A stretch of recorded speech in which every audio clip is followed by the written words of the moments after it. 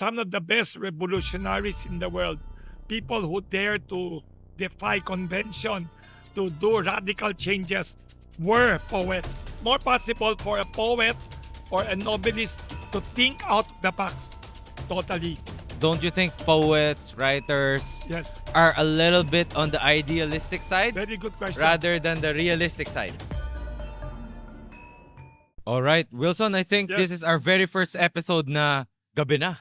Wow. No? It's almost nighttime. Yeah, so Yes. good evening, Wilson. And of Yes, course, good good evening. evening to our viewers. Lance, good evening. Yeah, today, guys, I want to start by quoting Wilson, no? Wow. In his Facebook post here. Yes. Papakita ko lang muna sa audience. Yes, yes, yes.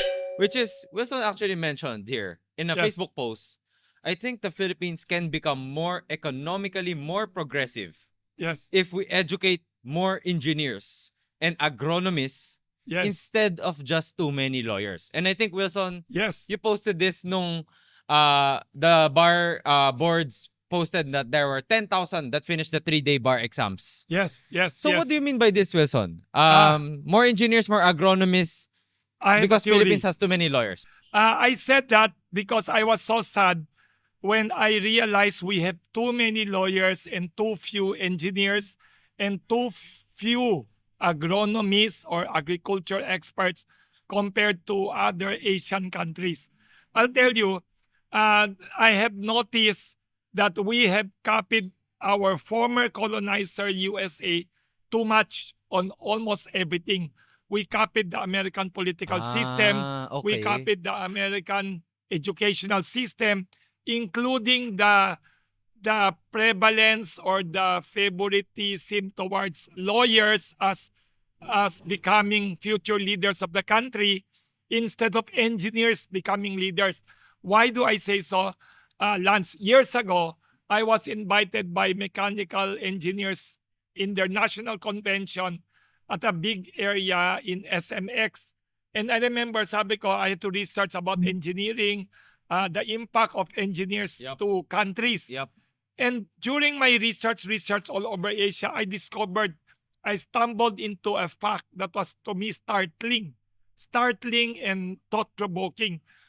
China, since Deng Xiaoping's reform era, 1980 plus, up to now, all the leaders of China, 80s to 2024, that's almost 40 plus years, all their leaders are engineers, have been engineers. The president of their country had been all engineers. The head of the parliament, all engineers.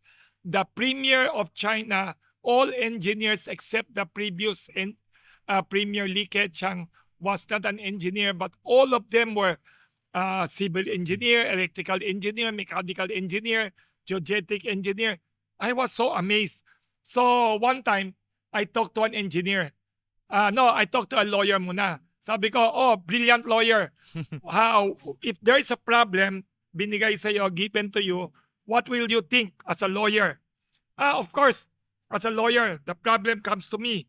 What do we do? What are the laws we can use to make us win the case? We argue and we win and make our client, our side win. Doesn't matter right or wrong, basta our client should win. Argue based on the facts and all this logic. Then, I went to an engineer.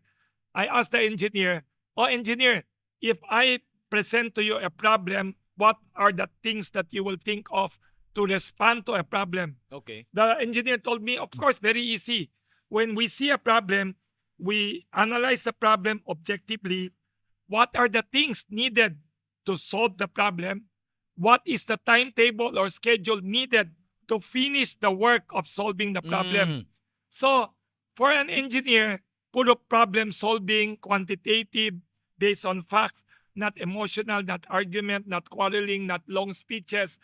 But I'm not saying the lawyers are not good, but lawyers are in the business of making the client win, making their side win against the other side. Okay. It's not bad, but we have too many lawyers compared to engineers. So you would say we have too many people trying to argue my word against your word and becoming politicians instead of actually getting problem solvers to be in those seats. Yes, in fact, very tragic. I think we have followed American style, where many of the future leaders of the country automatically in our mind, you're a lawyer, be a president, be a senator, be a congressman, That's be a interesting. mayor. But the problem of this country, a lot of things are legal, a lot of things are political, but many of the problems of Philippine society are economic, technical, Yes. I logistical in agree. nature. I agree. Like the problem of flood control. We have not stopped problem with floods since the time of Manuel Quezon, who was a lawyer, up to now, who was the son of a lawyer, President Marcos. It's not, it's an engineering problem. Eh. Flood control is an engineering, hydraulic, water. It's an engineering problem. Okay. What about agriculture, food security? It's food agriculture dapat, food technicians. Isa pa, I think America has become a too uh, puro litigation type society. Okay. It's a society where every time you are quarreling or angry with someone, you file a case, you go to court, every single item, small or big, you quarrel with your husband, your wife, your children, all legal cases. I will sue you, I will Correct. do that. While in Asian society, in China, in Taiwan, in Hong Kong, Singapore, the focus is more discussion, negotiate. I think, ito pa, this is what I researched. I hope I'm not wrong, no? But I have that impression, we in the Philippines, we have more lawyers than the rest of Asia. Okay. In the same way that America, I think, has more lawyers than the rest of the world. Okay. And it's not very healthy. I Okay. think it's not very healthy. Uh, Okay. Lawyers are good, lawyers are important, but too much of something is not good. Too Okay. many lawyers, too many arguments, not healthy. Then It's like right. milk. Milk is good, water is good, Right. but too much water every day, too much milk, too much of a good thing, too much vitamin D is also bad. Do you think it's really because of a shortage of talents that we have in terms of engineers in the country, or yung mga engineers that we have don't even want to consider going into politics and making the laws and solving the country's problems? I think it's not that we don't have talent, it's most of our talent going to law. Many of the brightest minds in the country, many of the elite families in the Philippines, many of the more prestigious young people, not all, many, go to study law because in Philippine society, there is a bias saying you need to be a lawyer to be a senator. You need to be a lawyer to be Nah. president. You need to be a lawyer to be mayor, governor, vice governor, councilor. So there is a bias for lawyers becoming leaders of the country. That's why many of the top-notchers in the bar exam in the past up to now, Right. they end up becoming senators or Correct. presidents. Why not board top-notcher in engineering becoming president? Why not board Oo nga, no? top-notcher in Since medicine? it's not a requirement anyways, right? To actually file your candidacy. Not only that, it's not required to be a lawyer to be a legislator or lawmaker. Kasi if you are a good engineer, you hire good lawyers to be your advisors to craft laws. It's wrong to think you have to be a lawyer to be a lawmaker, which is congressman and Okay. senator. It's like saying you have to be a chef, a cook to be a restaurant owner. Right. That is wrong. Restaurant owner is a different animal Correct. from being a good chef, Good point. being a good Good cook. point. It's like, do you have to be a baker to be the Correct. owner of a bakery? I think it's not entirely correct. Correct. Correct. Uh, When in fact, actually, marami ring owners of hospitals are not doctors. and not doctors. Correct. And they are the best managers of Correct. hospitals. But doctors can be also, some of them, good managers, but not all. Wilson, do you think Mm. it is also attributed to people not wanting to enter engineering versus entering law? Is it a money thing also? Do you It's think? a money thing because in the Philippines, unfortunately, a lot of people think politics is big business.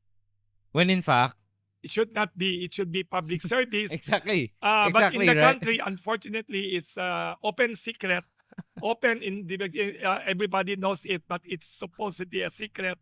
Politics is one of the most lucrative professions in the But only due to Philippines corruption. due to corruption and other deals, unfortunately. But engineering, it's what we need to build up the economy. We need factories, Ganda. we need ports, we need airports, we need good roads, we need efficiency in the economy, we need technical innovation, Right. we have bias against science, Right. technology, mathematics, engineers. We prefer lawyers, basketball players, or movie stars for people who are young and ambitious. Unfortunately. Unfortunately. Wilson, what do you think then? Okay, let's say Yes. engineers talagang ayaw. Or What kulang. about journalists? Right? Because journalists, Yes. you know that this is a trend that is trending the wrong way. Yes. But at least the journalist has the wisdom that, hey, bunutin natin to mga engineers. Right? If a journalist is in there, in that position, right, would he have that perspective to bring in these people Very good to his question. party? But I would like to expand your idea. Instead of only journalists, I suggest we bring in writers, professors, intellectuals, journalists included, even poets and novelists to become possible additional leaders. Because writers in general, not just journalists, because journalism is more news and all that. The writers of novels, poetry and all that, even literary people, intellectuals, professors, they can contribute a lot to governance, to politics, to Okay. national leadership. Okay. Pero kung ganun, Yes. if that is so, no, Good coffee tayo. Ha? don't you think that, okay, maybe it's just me, right? But don't you think poets, writers Yes. are a little bit on the idealistic side Very good question. rather than the realistic side? Yes, your very good question. Idealistic, sentimental, and all that. Dreamy, right? Yes, but don't forget some of the best revolutionaries in the world, people who dare to defy convention, to do radical changes, were poets. Example, Ho Chi Minh of Vietnam was a poet. Chairman Mao Zedong was a poet. Really? Many Wow. of the great emperors in China were poets. So if you are a poet, sometimes you are more sensitive to the needs of the ordinary people. You are more caring, hopefully. You are more possible. It's more possible for a poet or a novelist to think out of the box totally and to have more empathy. Mhm. Empathy, that means you have real, genuine concern. Hindi yun fake concern. During election time, many of the politicians are best actors and Right. best actresses. Right. They would cry at wakes, funeral wakes. They would go to orphanages and all that. But if you are a writer, if you are a poet, if you are a drama playwright or something, my chance you have higher EQ, higher emotional, you have Okay. more empathy towards people, Okay. and you are more open to radical ideas. Hindi naman Okay. radical na revolution, ha? Radical, that means you want to change the world. You are fed up with the way things are being done in the country, tens of years, hundreds of years Right. up to now. That is also Do, not bad. do you think though, Wilson, Yes, that poets, writers, and those that have been used to the literary world yes. have the resilience to go against these bureaucracies? Kasi, I syempre, know. bago ka Very good. You have magpaano ng another, law, you have another Ba- very good question. right? You have a very thought-provoking good question. Right. That is a question mark. I hope so. But you are right. Many of the writers and O, intellectuals, konting ano lang, they right? might not have the stomach to Exactly. endure the Exactly. inefficiencies of bureaucracy. Inefficiency is a euphemism for not working efficiently, Yep. corruption, red tape, and all that. But I'm hopeful na in politics, we have been doing this for generations already. For more than 100 years of Philippine electoral politics. The first time a real election happened in the Philippines, 1907, under American rule, there was this first Philippine Assembly the first legislator of the Philippines. Up to now, all the legislators, maybe 80 to 90% lawyers. 80 to 90%. And even the Malolos Congress, which was not elected, the Malolos Congress, puro lawyers mostly. So I'm not uh, I'm not against lawyers in general, but for a change, can we add more In engineers, more poets, more writers, more doctors, more other professions? Farmers. Why not elect a farmer, a ang true ganda. leader farmer, Ang ganda. and maybe more to maybe change the way politics and governance in the Philippines is being done Okay. or mishandled. That's beautifully said, Wilson. Yes. Okay. How do you think then could we encourage engineers Yes. or poets or writers to consider being change makers in our country? Is it a sahod thing? Sahod it is one thing. Sahod is one thing, right? Yes.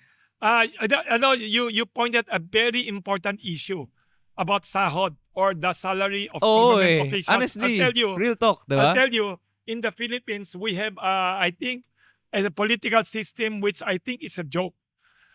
We officially pay government officials very small amount, but they handle trillions of pesos of national budget. Exactly. So Exactly. you are tempted. Exactly. You are a mayor, you are a governor, you handle billions of pesos every year, Yep. and your salary every month is limited.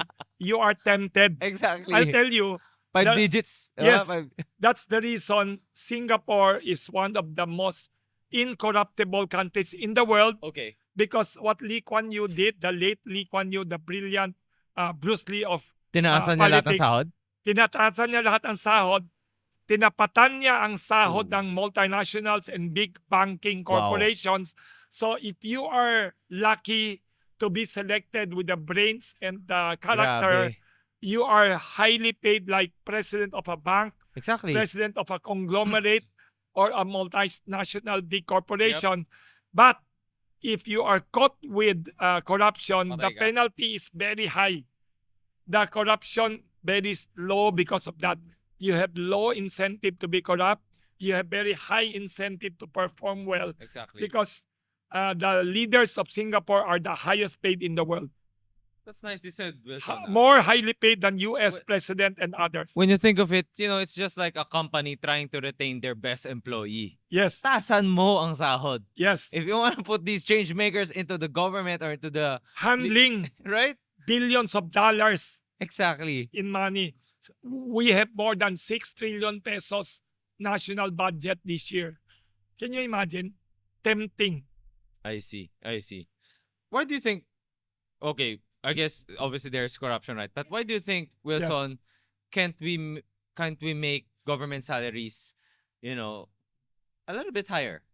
Because I think the politicians are ashamed. They are already earning too much from outside.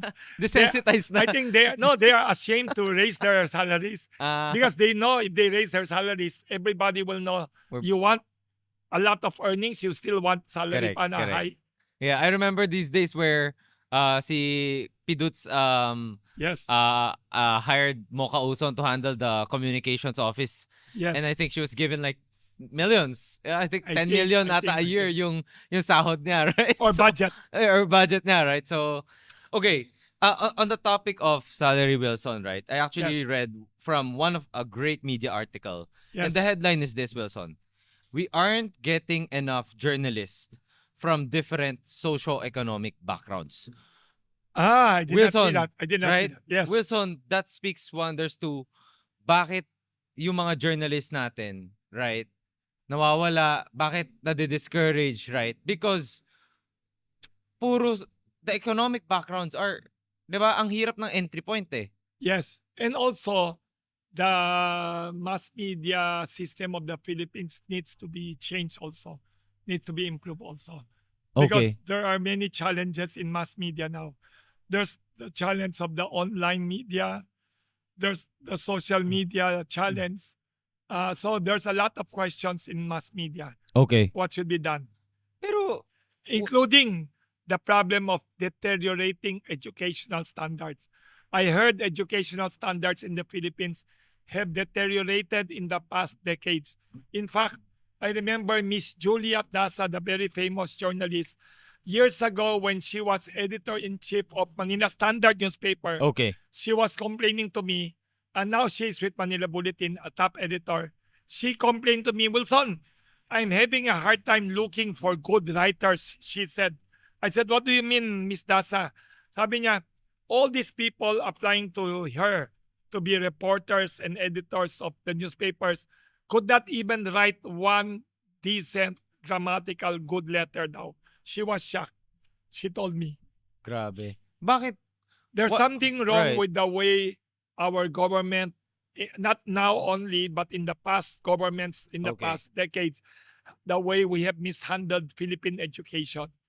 I think Ganda. our young people, their grasp of English language and even Filipino language have deteriorated. Has deteriorated. Well, then my question here, Wilson, is Yes. why can't educators and journalists who hold such importance to the roles in society Yes. be compensated way much more? Is it That's a because very good question. bakit wala bang demand? Kasi every year sobrang daming estudyante nag-enroll. Yes. Every year there's so many people tuning into news, right? Yes. Why can't we pay these industries more? That's a question. I Right? should that is a big question. Right? Very good question. 'Di ba? Kasi I don't know, like okay, feel free Unless you are the host of TV shows, I heard they are very very highly paid. Oh, tip Boy Abunda, right? People like For that example, Boy Abunda, and no? others. Kasi I don't know, right? Feel free to say no to Yes, this yes. question, Wilson. But Yes. let's say you're not okay. Remove Kamuning Bakery, Yes. right? Remove real estate, right? And let's say you're a purely a journalist alone. Yes. Do you think, Wilson, that it could sustain your lifestyle? Depends. You can if you what kind of journalist? Do you want to be a TV journalist? Okay. Do you want to be a TV host? Okay, like do you a want to be a columnist. newspaper columnist? What do you think? If you have a simple lifestyle, you can. But okay naman, decent lifestyle. But there are also some famous columnists who are like full-time columnists. They are also well compensated, I heard.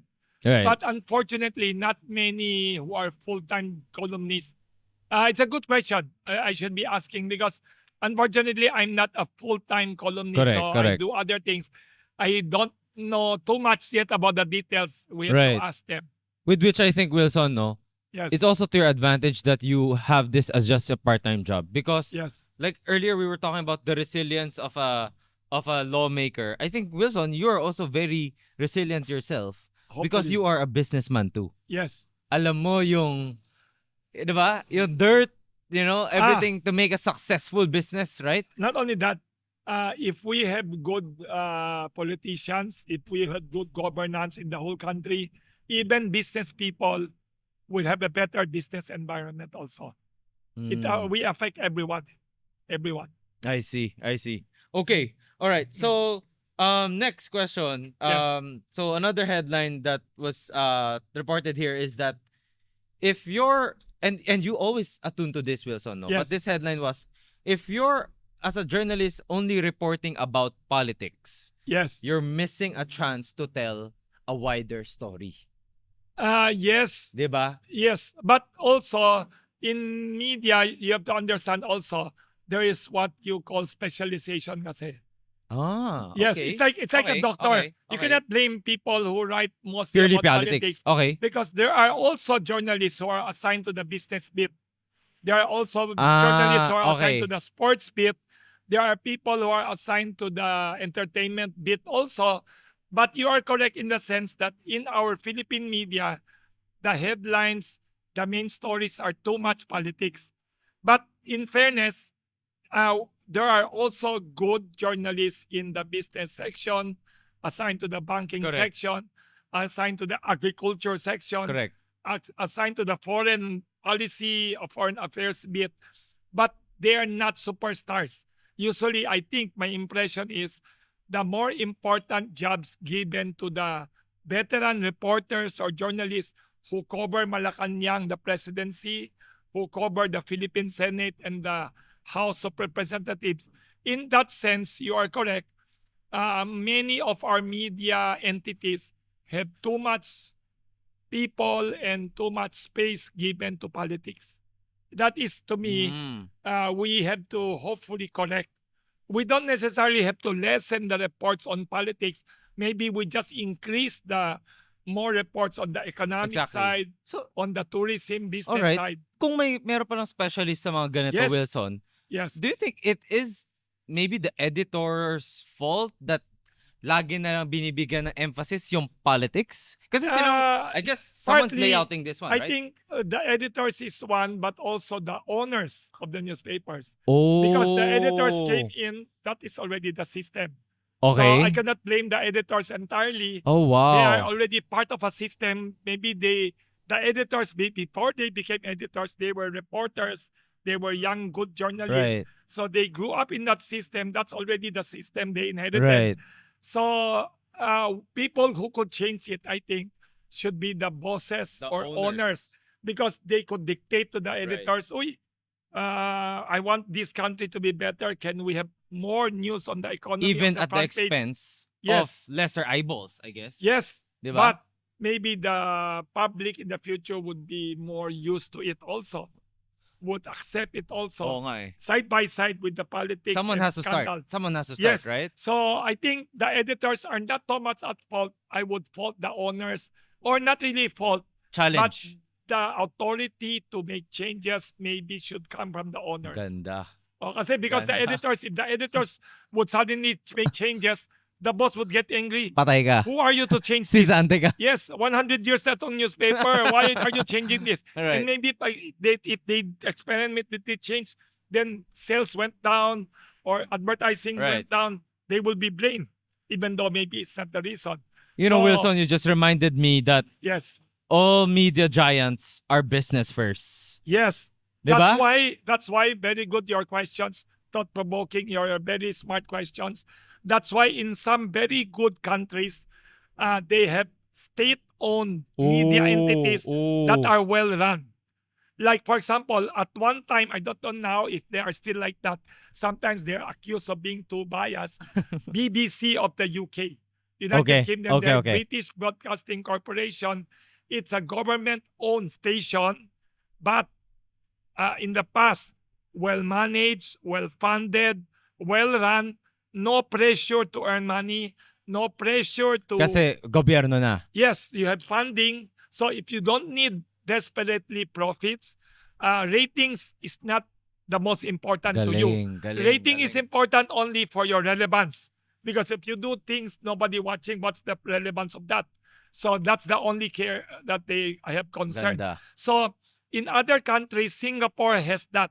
Singapore, unfortunately, also fortunately, all their media entities are state-owned Oh, really? in Singapore. All state-owned. So Do we have those as well, in the Wilson? Philippines, we have, but unfortunately, not well managed. That means the government TV station, PTV4, the government radio station, Radio ng Bayan, they are good, excellent, they have good people, Correct. but they are not market-driven.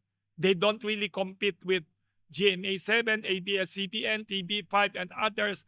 So they're not competitive in the marketing sense, in the programming sense. But you still, right? You still have to be competitive, correct? Yes, because if you're not Hindi competitive, ka papanoorin. you're not relevant. Exactly. You have a lot of money, you have a lot of equipment, nobody watches you. What's your point in existing? So that is also good if there are government-owned entities. The main purpose is development of the country, improvement of the people's minds and intellect, and public service, hopefully, if well done. Wilson should Yes. be really running, for no. why not own a media venture next time? Very good suggestion and Pangarap question lang, from Wilson. Lance Cham. Right? If I do it, it's because of your good suggestion. I'm not kidding, because I'm so excited for that. sometimes we want to urge our media owners to think out of the box and not just be used to what has been Correct. always the way Correct. things are. Right. I remember, I think like big financial institutions, they will hone Yes. great talents. But then Yes. those great talents then go in to start their own what you call startups. We should. They Very do good. exactly the same. Very But, good. diba? With more progressive ideals like what you've been mentioning, Very Wilson, good. Very diba? good. So our so the Philippines would have hopefully better content, better Exactly. entertainment. Even the entertainment, we have to elevate the Ang quality and ganda. the values. Ang ganda. Well, I'm very excited to launch the Pandesal Media Network With the on great TV idea on of TV lunch. station 8. Very good, very good. Wow. I Thank hope you. I hope I hope Wilson. I hope magdilang anghel ka. That's in Tagalog. I hope you become a prophet. All right, so that's about it for this episode. But I think Yes. Wilson wanna run us through Yes. a very famous bread I think in Pandesal Yes. Forum.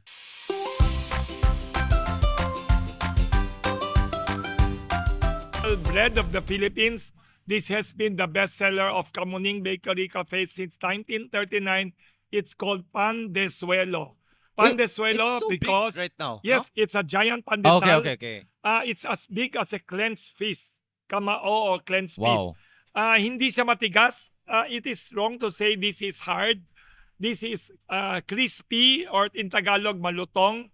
Inside it's dense or siksik, dense and yet malambot or soft.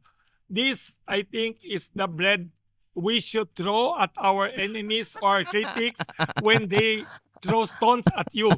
In the Bible, it Wow. says when people throw stones at you or rock, you have to throw bread. This is the best bread to throw because it is siksik. So, may chance. Sana Magkano to per piraso? I Currently? will check. I forgot the Okay, amount. I okay. have too many breads. But But hindi naman one more lalagpas thing. 10 pesos. Yes. Okay. And I'll tell you, this pandesuelo is the original bread before pandesal came along. There was no pandesal before it was called pandesuelo. These breads, pandesuelo because suelo is floor in Spanish. These breads are baked directly on the floor of the pugon oven. Yep. No tin pan. So it's crispy outside. Okay. It's like the baguette of the Philippines. Wow. Why did it become Ang sarap, pandesal? When the Americans came 100 years ago, they saw Filipinos baking this. And they said, you should not bake bread directly on the floor. Use the tin pan. Correct. May tin pan daw. So you put down yes, you put the dough daw on top of the tin pan. And then the tin pan you have to bring into the oven. So hindi na direct contact on Correct. the suelo or Hatak floor. lang. So naging wala nang crispy quality. Correct. So when it came out, the bread became all soft. Pero as big as this, the original pandesal of the Philippines as big as this. Yep. Pero all soft na siya, hindi na siya malutong. So people thought, what do we call this? So tinawag nila pandesal. That's the pandesal. Thank you. And Wow. why became smaller? The pandesal before as big as this, 1930s, 1920s. What happened? Economic instability of the past, economy going up and down, So- up and down. So people to make Prefer- it more affordable. Yep. Make it so smaller. the bread as big as this now is as big as Yeah, an 'cause egg, this one is like a burger Yes. bun in terms of size, no? but grabe. very delicious. Okay. You eat this, you put this in the open toaster. Delightful, sublime taste. Okay. Wilson, thank you Yes. so much for Thank tonight. you very much for your time. What a great And episode. thank you for your time and your thought-provoking, wonderful questions. All right, we're very excited to see Wilson, Pandesal change the TV, game. Pandesal Change the Network, game. Pandesal's network at Pandesal News. TV and TV station Yes, number 8. yes, yes. All right, thank you everyone and Thank you. have a great night.